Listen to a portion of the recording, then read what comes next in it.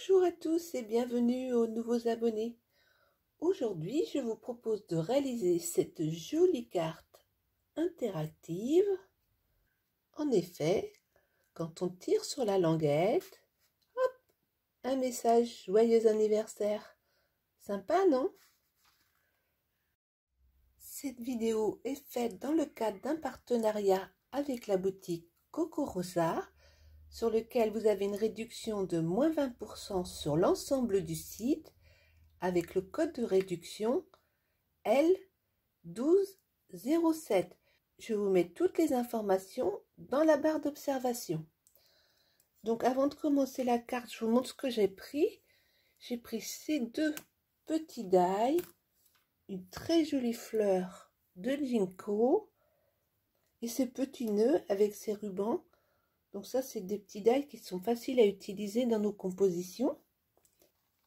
J'ai également pris cette grande planche de tampons qui fait 21 cm sur 15.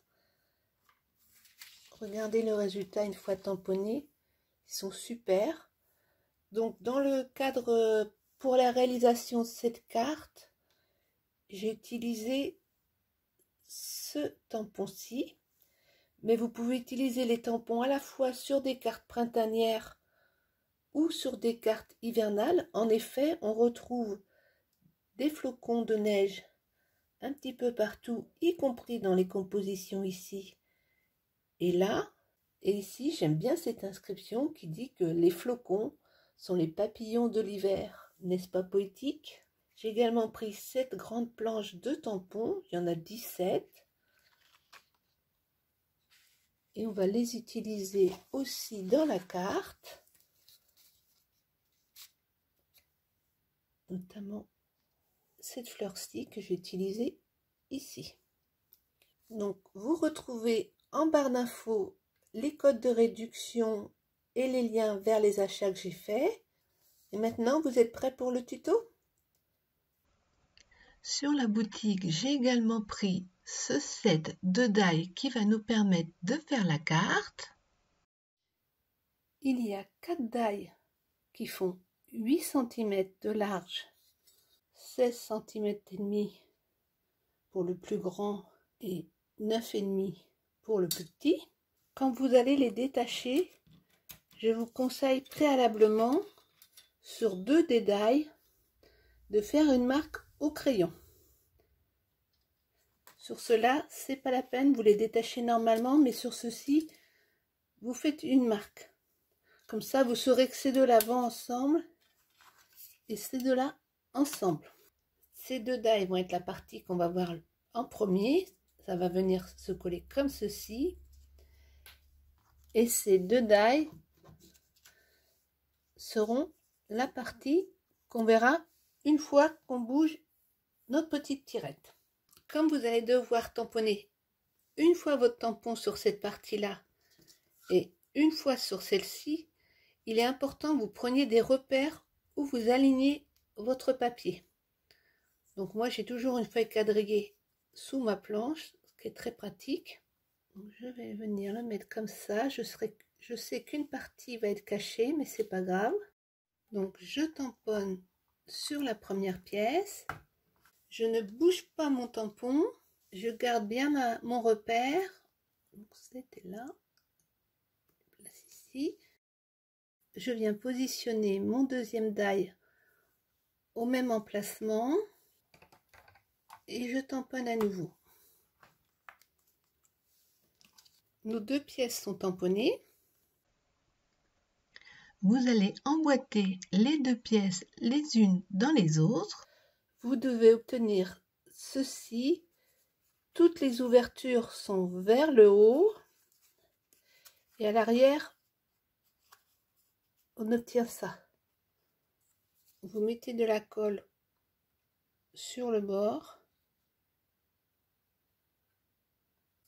Vous retournez et vous faites la même chose de l'autre côté. Mettez de la colle au bord. Vous allez retourner votre morceau de papier comme ceci et venir plier la languette à ras. Vous mettez de la colle comme ceci.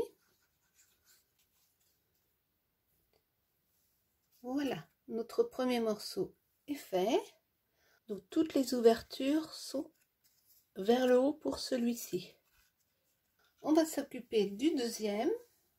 Donc là, je vais commencer par mettre mon sentiment. Faites attention avec vos sentiments, qu'ils ne descendent pas trop bas, sinon ils vont être mangés par le système.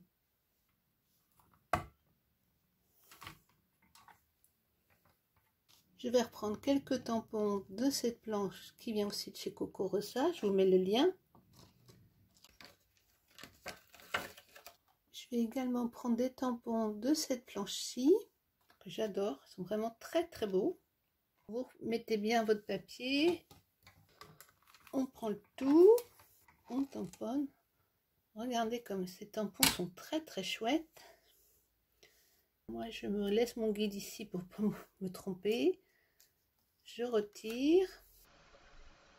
Je prends le dernier papier, je l'aligne au même endroit et je retamponne.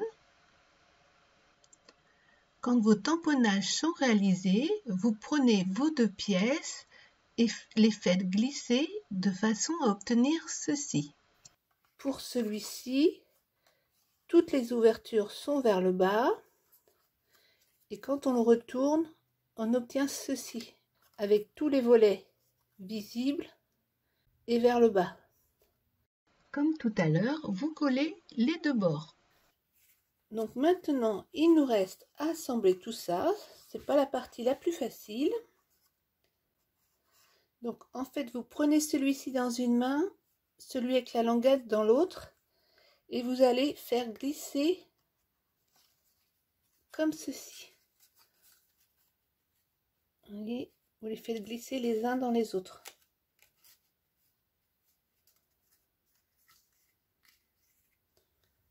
Vous voyez comme ça cache tout.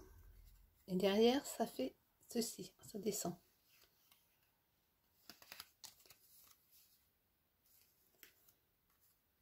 Une fois que les volets sont assemblés et bien mis en place, donc faites attention à ce que les tresses correspondent bien.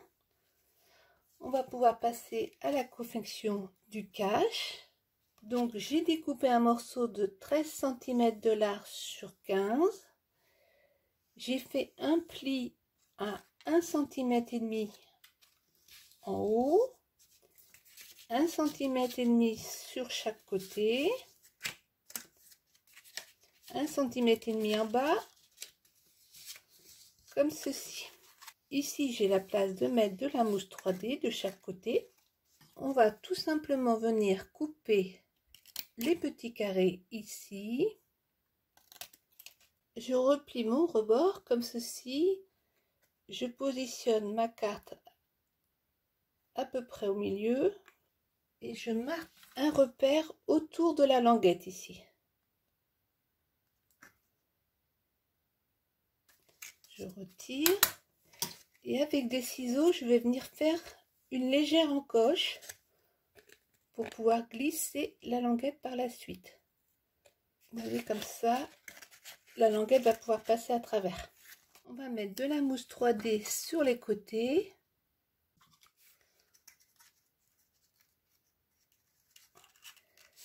On s'assure que la carte puisse glisser.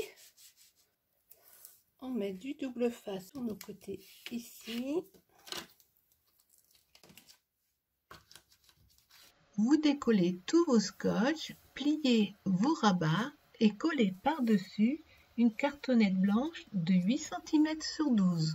Notre carte est terminée, vous voyez, elle brille bien. Et hop, joyeux anniversaire! J'espère que vous avez aimé cette vidéo. N'hésitez pas à la liker ou à me mettre un commentaire, ça me fait toujours plaisir. Et on se retrouve bientôt sur Muriel Scrap.